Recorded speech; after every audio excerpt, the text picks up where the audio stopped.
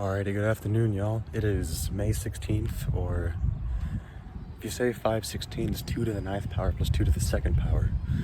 Not the same as 2 to the 11th power, which is 2048. So, I've been trying to bulk recently.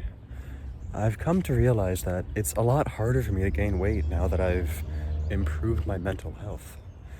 And that leads me to wonder if hard gainers, like people who can't seem to gain weight despite how hard they try, it's possible they just have better mental health. Like, from what I imagine, people who are more prone to overeating, clearly they have poorer mental health. And that leads me to wonder if the opposite is true. That was a bird. Love me some birds.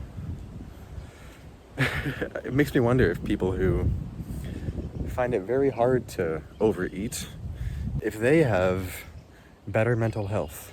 And in my case, I believe it may be true. So I've been working very hard on cultivating improved mental health, especially this past 6 or 7 months.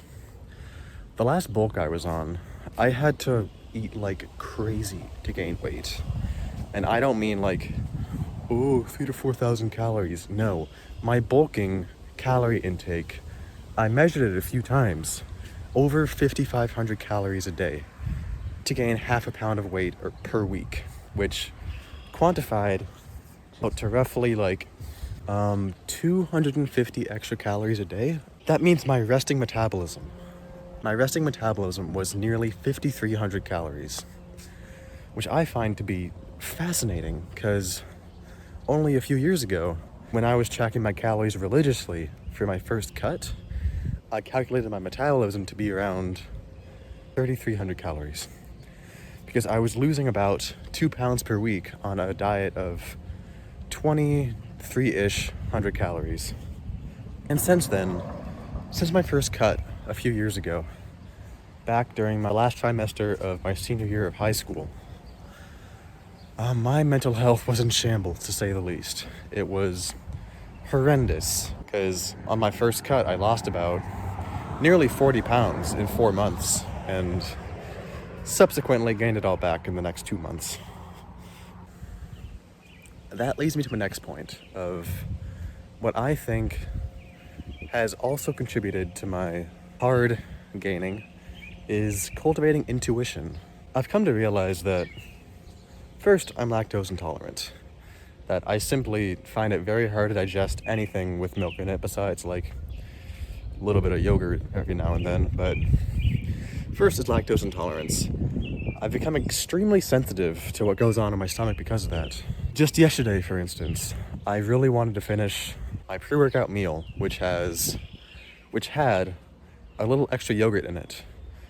And I pushed myself to keep eating, then subsequently ignoring my intuition to stop eating when my stomach was hurting. And then, who'd have thunk I had stomach problems later.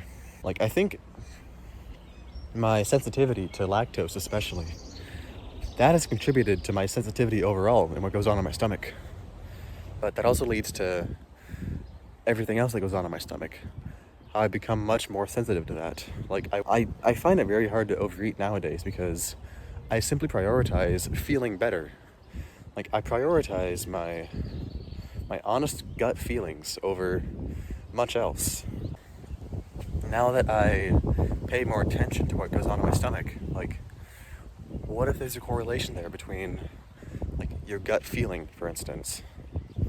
Recently, I realized that your gut feeling is absolutely, positively, extremely important. Especially, like, under the barbell with 500 pounds on your back. If you feel like you should not be doing that, go with your gut there. And that started out for me with paying more attention to my own dietary intake. Like, cutting out most dairy products besides yogurt this past year.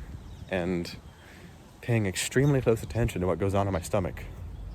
I think that when you pay much closer attention to that, you will experience more success as a whole, which I've experienced more recently. like in the gym and in the kitchen. And I think that from here on forward, I can only see myself improving from this. Like exactly what makes me feel good and feel bad. And what if I theoretically find a perfect pre-workout meal? How about the day before? The night before a Big Mac's out, what exactly do I eat? How about the 2 days before, 3 days, 4 days, a week before?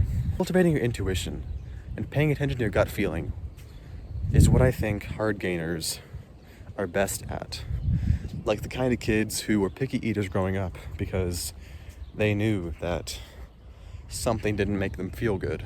I think that the hard gainers have something, they know what's going on here. My father, he's always been a very hard gainer. He like lives at 10 to 12% body fat and has been his entire life. But in my case, I haven't always been that way. And I can see myself taking this very, very far. Like, what if I eventually am able to live at like a sub 10% body fat by eating exactly what I know works for me and subsequently performing very well in the gym? I think that will be possible with this kind of diet, with this kind of mentality as a whole. Yeah, I guess that's all I have going on right now. Thanks for watching.